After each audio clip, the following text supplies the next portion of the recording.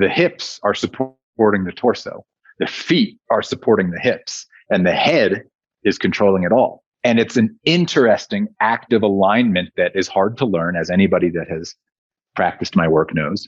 But once you get it, it's there. It's imprinted. It's a part of your neurology that you can build from and use at any given time.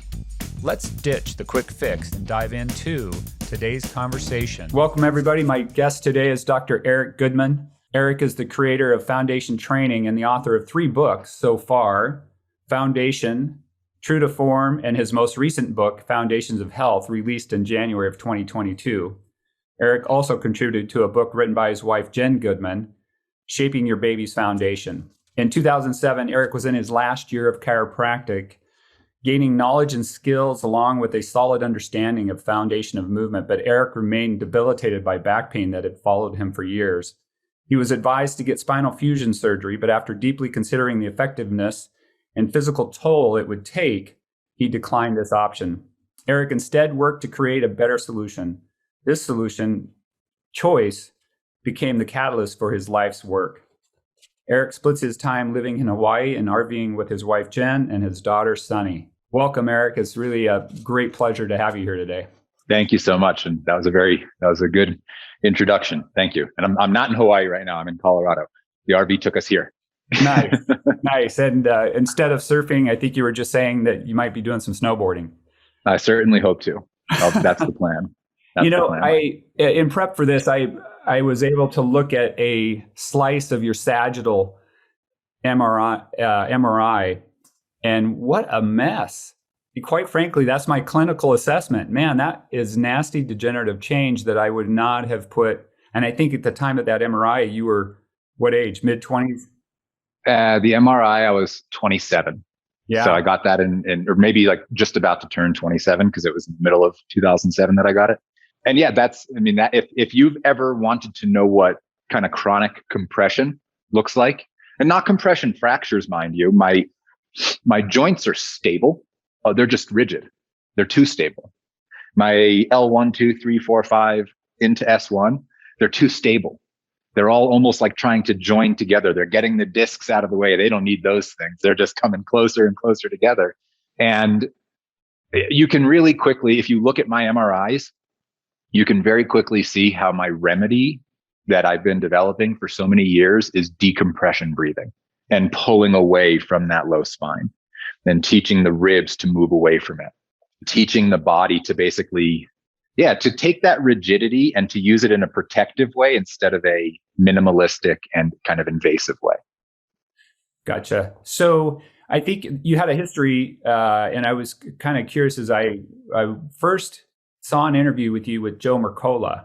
And I don't remember what year that was, but I think it may have been 8 or 10 years ago, maybe a little bit more. Yeah. But you were having a conversation about, the impact of sitting, and some of the NASA studies that were surrounding that conversation were pretty interesting to me. And that's what got me involved in following you and learning about what you were doing, because I have my own back issue of spondylolisthesis at L5, S1. It's a grade 1, so it's manageable, but when it gets angry, it gets your attention and it puts you out.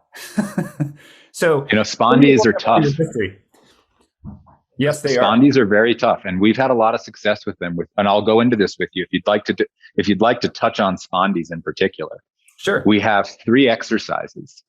The kneeling founder in particular, with an inward anchor of the groin muscles, the adductors, and all of these are available to view very easily.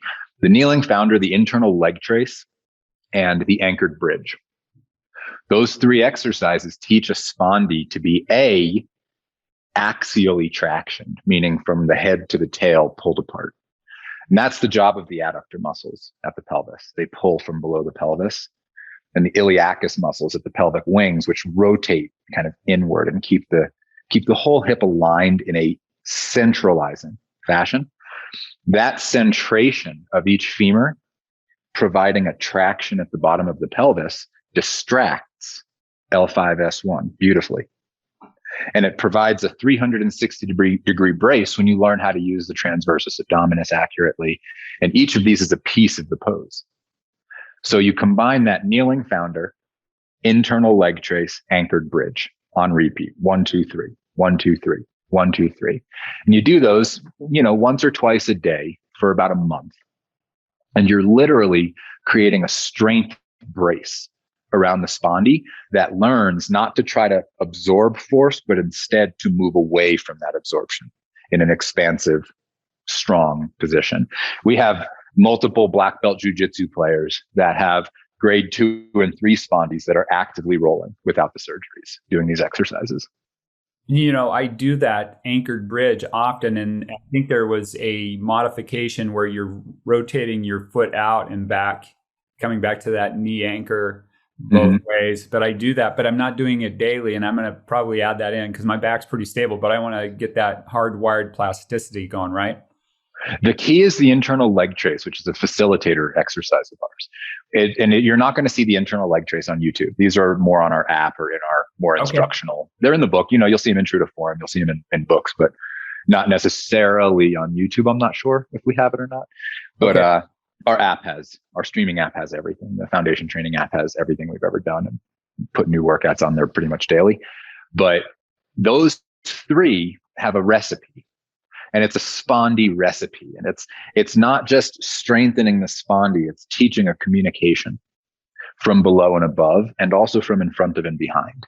And that communication allows multifidi to fire accurately, intertransversarii to fire accurately, without compression being the prioritization of their firing pattern.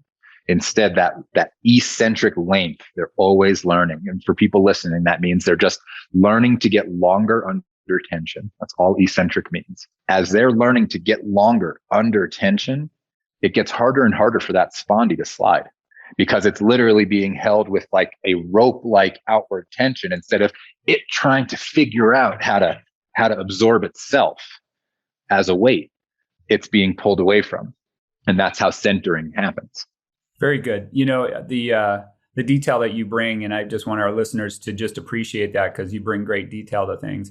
The spondylolisthesis, for those who don't know, is basically a fracture where the vertebral body, the front part of the body, is not really connected to the posterior aspects of the bone as it once was before the fracture, whether it was genetic or whether it was degenerative or a trauma. That's how these form.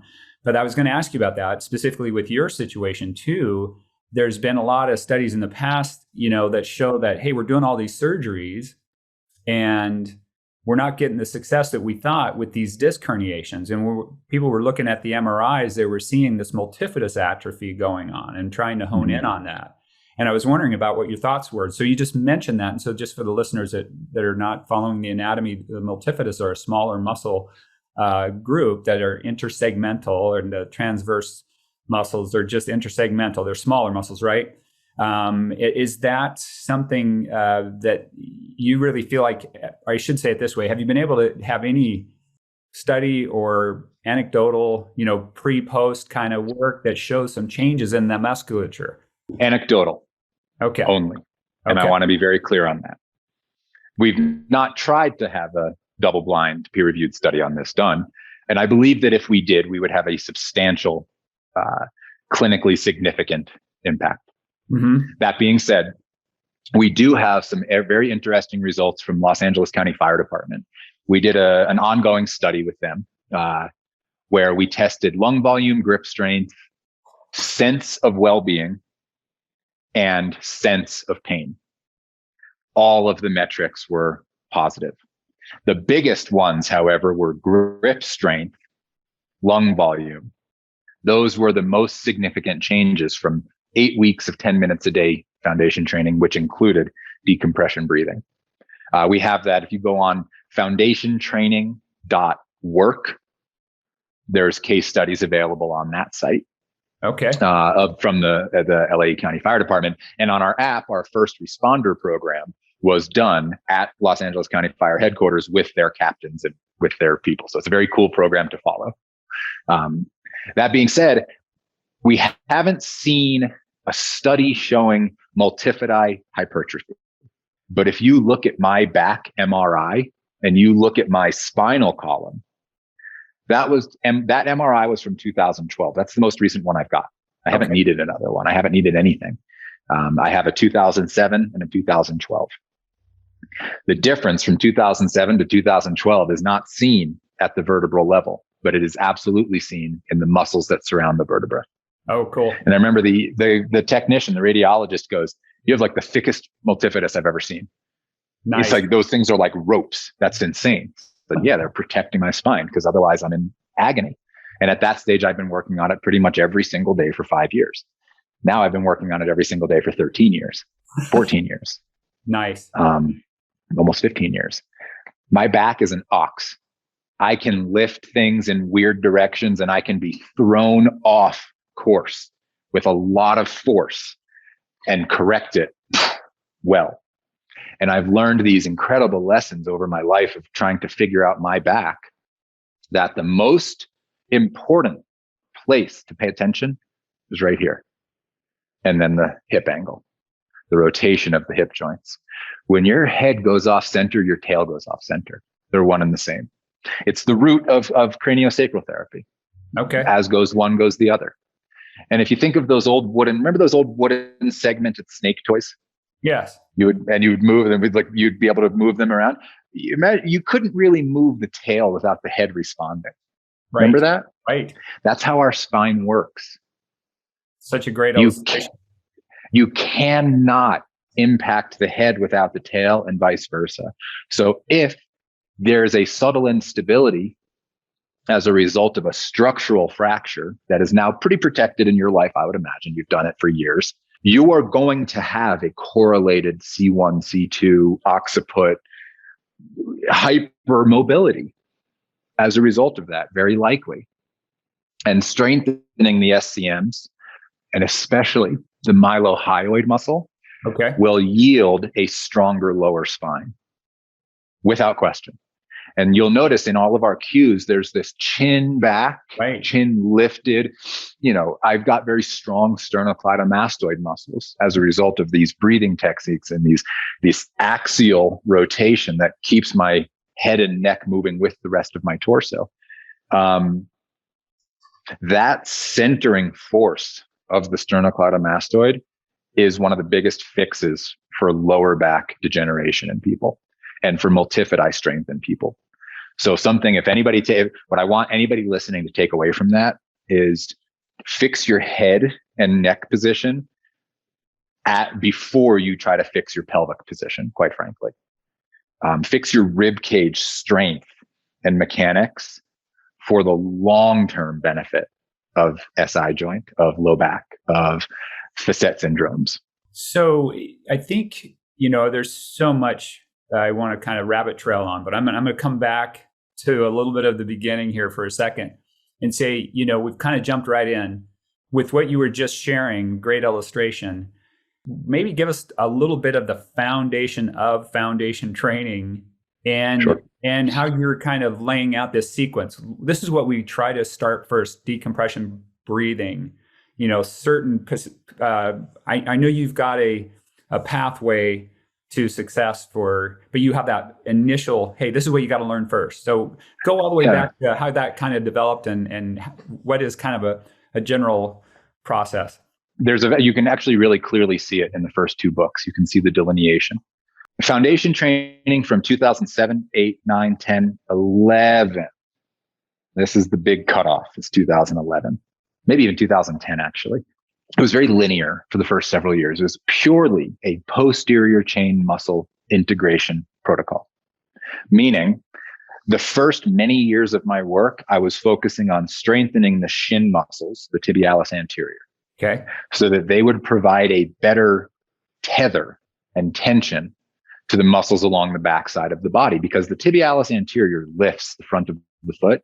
And that lift of the front of the foot is the tension line that fires the hamstring muscles, that allows the glute muscles to align themselves for accurate firing, that allows the multifidi to be fired initially. This is why it's such a crummy thing to wear shoes that have a heel all the time, because it stops your multifidi from being triggered by the shin muscles. Okay. So what I was looking at in foundation training for the first several years was my own weakness of the lower spine, my own core weakness surrounding the pelvis, and what needed to be fixed. And you'll see it in leveraging the arms against the lower back, leveraging the pelvis against the adductors in these different rotations, leveraging the glutes in woodpecker rotations. Everything was leverage against a central fulcrum at the hip joints. Okay.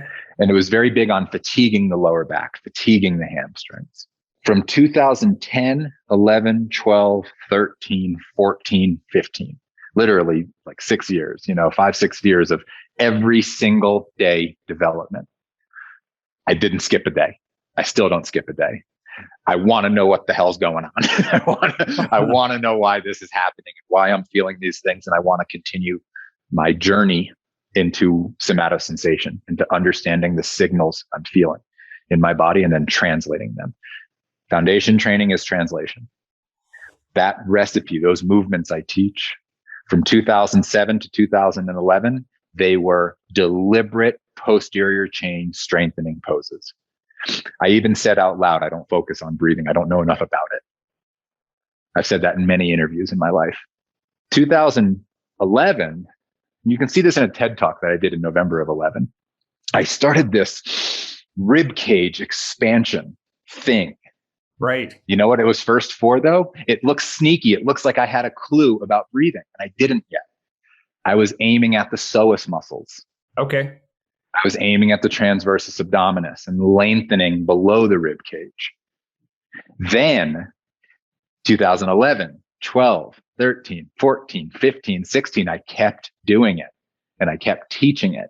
And it became this outward expansion, this pulling the floating ribs away from each other, this understanding the serratus posterior's role in firing the diaphragmatic tension needed for a healthy breath. And it was like mad scientist time. I was just trying to understand all of the pulleys. And what happened is I stopped caring at all about the hip flexors and the psoas. I could care less about those muscles anymore. They're in the way. That's all. They're just in the way. What became of decompression breathing is this 360-degree pull apart of the diaphragm by the serratus musculature, by the lat musculature, by the sternocleidomastoid musculature, by the intercostals themselves, the sternalis itself.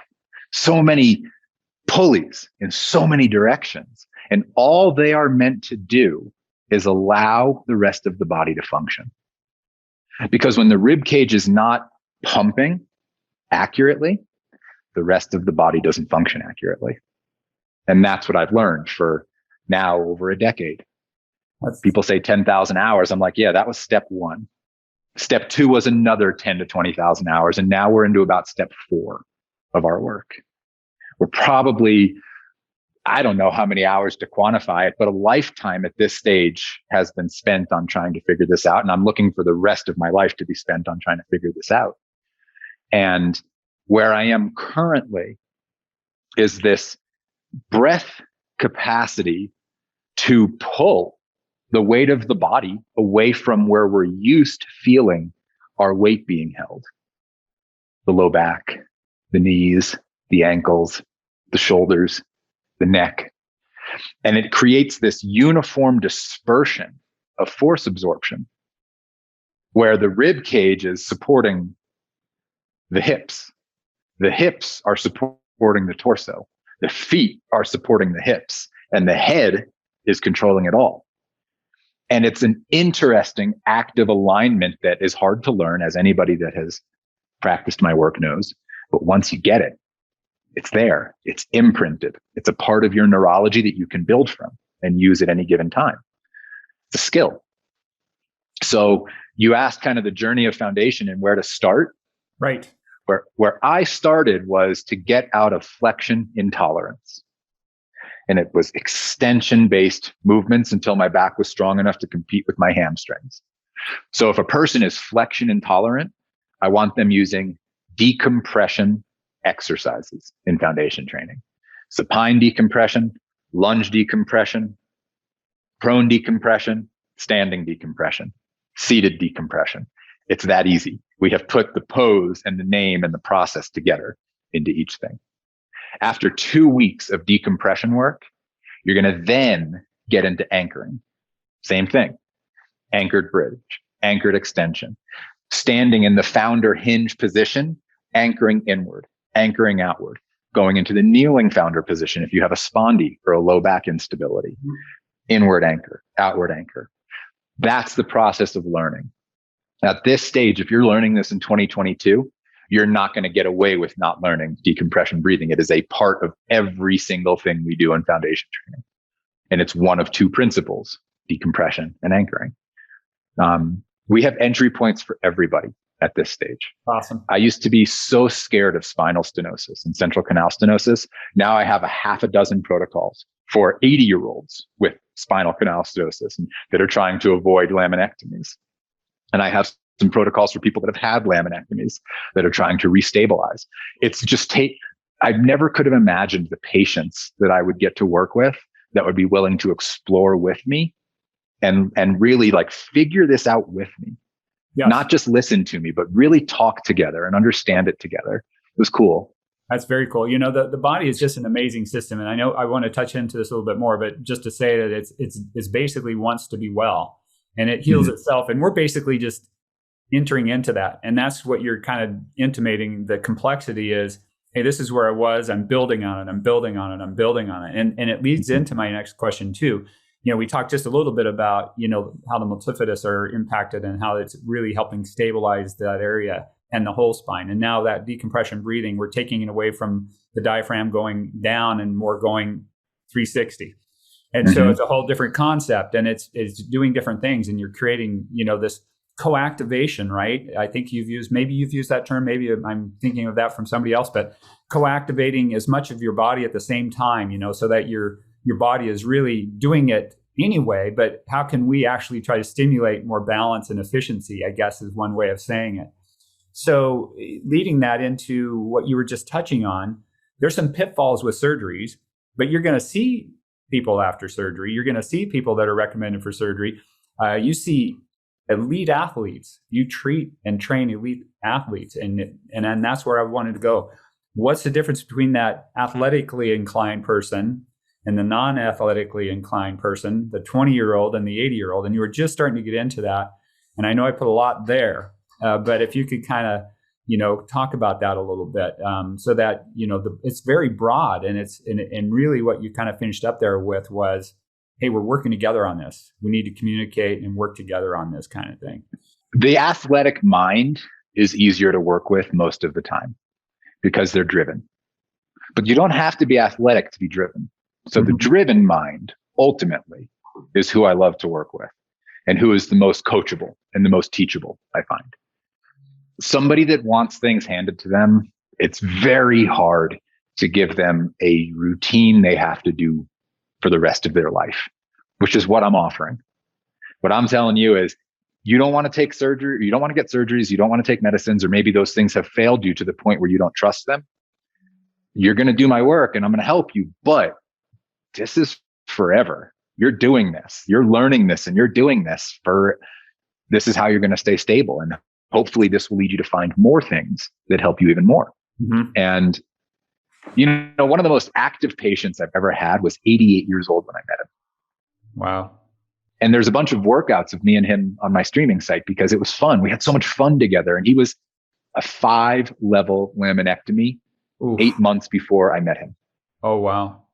And we rehabbed him from it because he was having neuropathies now. You know, it's all kinds of crazy stuff afterwards. And it helped him to the point where he could like move his toes. But it was, you know, surgeries are rough. And the older you are, the harder it is to heal. But at the same time, you can heal. And like you said, your body wants to. So it's all about facilitating that process, even with a surgery.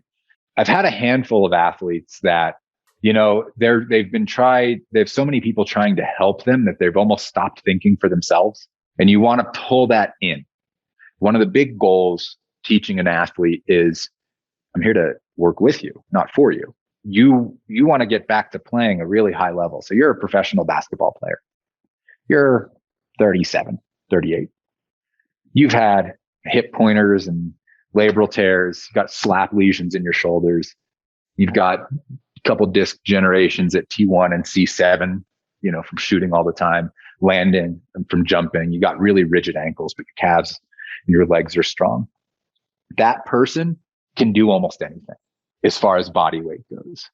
So that's a person where I'm going to take them into windmills. I'm going to take them into archers. I'm going to take them into very dynamic movements, lots of deep squatting, lots of deep hinging, lots of heavy internal rotations to teach the SI joints to open up, providing more efficient neural connection to the rest of the legs. We're going to go straight to that stuff unless they're in acute pain. 50, 60, 70-year-old, we're going to start with founders to make sure that they can handle a hip hinge. If they can't, we go right down to the ground and we stabilize the spine in an axis before we do any flexion of the hips. But most people can tolerate a hip hinge once you get healthy internal rotation of the femurs. That's the limiter for most people, is they're squeezing their butt, pushing their legs apart, then trying to pull their hips back. And it's like those are two completely opposite mechanisms in the body. So you kind of have to meet the person where they are, which is only an experience thing. I mean, you've been a doctor longer than I have. You've seen a lot of patients. You get it. Sometimes somebody walks into your clinic and you're like, one moment, you literally have to turn around and be like, I got to take myself down 10 notches right now. I got to be, because I'm going to scare the crap out of this person. I want them to get better. This isn't about me. It's about them. So and I love talking to docs because they know that. And the successful doctors really learn to meet somebody where they are. So in foundation training, it's not like, where do I start? It's how much information do I need to be able to meet people where they are, or to be able to meet my own body where it is. And that's where I believe my crew and I have provided a world-class exceptional education in how to get the information needed to be able to be at all those different places for yourself or for others. I agree. And I think it is really, really good, and definitely going to be pointing to that as we get down the road here just a little bit. The education that you guys provide is top shelf. Everything that you do is top shelf. And the instruction is absolutely great. What are you finding? I know there's, lots of different exercise routines out there. What are you finding that are typically exercise types and styles that really, really negative? I mean, I can list off all kinds of things that I see people doing, young athletes, old athletes, non-athletes, all those kinds of things. But what are you seeing? I know weight training, CrossFit, high intensity interval training, go down the training list. Where do you try to go with that when you've got people competing in athletics, baseball, football, basketball, all the different things, but then you also got people just training hard to try to be well. And a lot of times they're shooting themselves in the foot. Yeah. For things like high intensity training, unless you're training to be a high intensity athlete, you have to be careful with that stuff. CrossFit athletes are training to throw weights around. You know how you train for that? You throw weights around. That's what you do. There's no other way to do it. They would really hurt themselves if they tried to go to a CrossFit games and they hadn't been throwing weights around. Sure. Football players, basketball, these are such hockey players. The forces they're going through are very close to being inhuman. So you have to train those people at the level they got to be at, which takes more than foundation training. So the mistake a lot of those athletes might make is not doing the prerequisite work required to be at the level of throwing weights around. And that's how they'll get injured. That's where our work does come in. Warm up, cool down every day for those people. One of my favorite athletes in CrossFit is a guy named Sam Dancer. He's a beast. He's one of the best CrossFit athletes in the world. He's a friend and he does foundation training. And he says it's one of the hardest things he's ever done. And this guy I'm 210 pounds and he could lift me up and toss me around like it's nothing, and he can't train just our work. He has to hit those boundaries. My pro surfers, body weight is very good for pro surfers, pro snowboarders, pro skiers, soccer players, swimmers, triathletes, because there's a point where too much weight weighs them down. They do want to work out with weights. Kettlebells is probably one of the best resistance protocols in the world for body weight based athletes, meaning like if you don't have to put pads on because you're going to get hit, right? Right.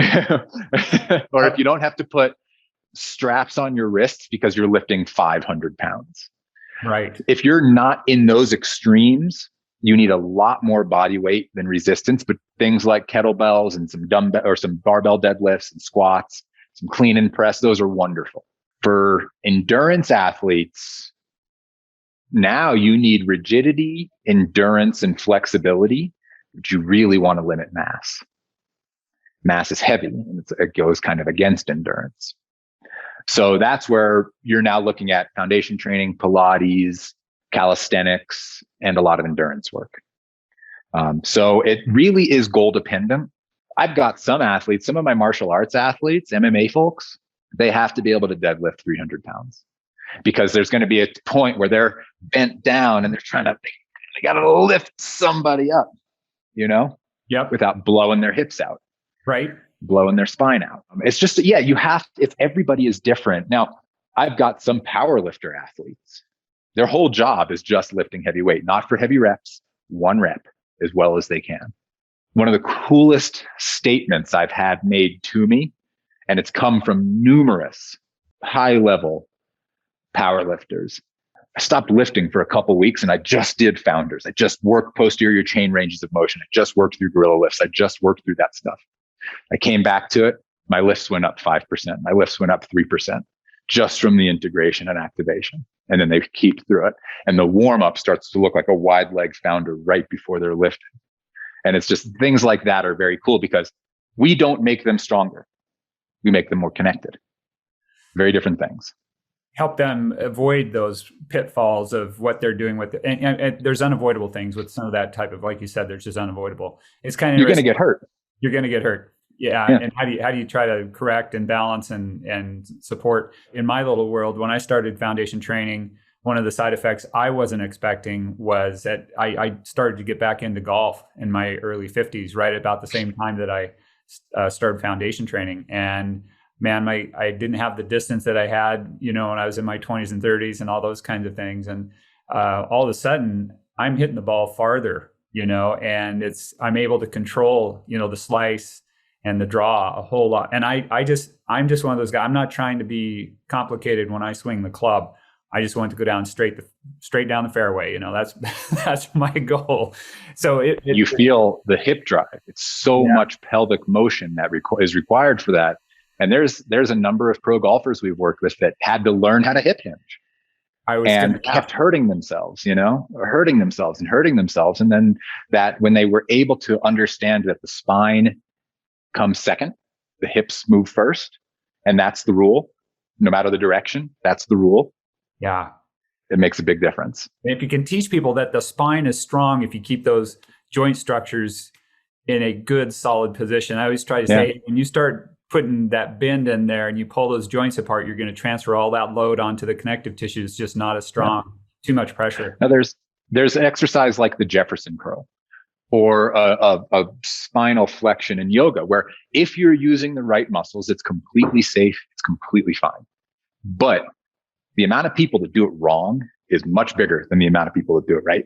Yeah, and I think that's one of the things about kettlebells. I have a good friend of mine. He's a 6th degree black belt, and he taught physical force for the Washington State Patrol for many years, and he loves kettlebells. And he had me go and study. I can't remember Pavlov or Pavel Tsatsouline. Yeah, and so I love it. I said, the thing I have a concern with just anybody using it is that you got to be right on in your technique. And I don't know if that's your experience as well. It is, because if I'm not right on my technique on everything, my back goes out. I have a back injury the rest of my life. It's messed up. And when it goes out, oh God, not again. It's real and it takes me out. And it happens every several years, Yep. When life gets extraordinarily stressful, I will feel the tension shift into my spine. And then I'll go lift something up without thinking. Oh, there it is. The cool thing is I know the tricks now, and I've got them all. I've got every trick I've needed to this point to get out of that acute agony within 24 hours. It hurts. It hurts for 24 hours. There's no question about it, but it doesn't last any longer. That's the big difference in my life into my 30s and 40s. I'm 41 now, and my quality of life, energy level, strength, pain, everything is so much better in the last decade than in the previous 2 decades. I was starting to hurt towards the end of my teenage years. 19 years old was my first really bad back episode. And then it was very frequent until I was 27, 28. Wow. Well, and I just want to thank you again because you've been integral in my back being able to be calmer. I have that same thing. If I don't play basketball anymore, but I knew that if a certain time I came down wrong and I felt just that tweak in the low back that says you might not be happy a couple of days from now. And all of a sudden you wake up in the middle of the night and you are feeling like somebody just stabbed you and you are frozen and you're going, oh my goodness, what do I do? And yeah, thank you again because you've helped. Chiropractic's helped me. A lot of things have helped me, but foundation training has really helped my back be more stable. And I love hearing that. So excited about that. And that's a lot of people don't understand that pain. A lot of people haven't felt you try to lift your head and for some reason your right leg turns off, You're like, ugh. It's just you feel that web of connection so intimately when you're in that pain, when you're in back pain. And I know that this is your heart. I just feel it. You want to help people help themselves, to be advocates. That's one of the hardest parts and challenges for me as a doctor is I've got these tools and you want me to give them to you, but you have got to use them. And there's no getting around it. There's no easy. That's the whole idea with this podcast. There's no quick fix. It is a life's journey. You got to take the tortoise mentality, not the hare mentality. So thanks for listening to this first part of the interview with Dr. Eric Goodman. If you received value from this episode, we'd love if you could share it with anyone that's also on or seeking a path to better health. And if you're ready to take the next step, just head on over to ditchthequickfix.com. And I'll see you on the next episode where we will finish our conversation with Dr. Goodman. We're going to get into some foundations to health from his new book. So look forward to seeing you next time.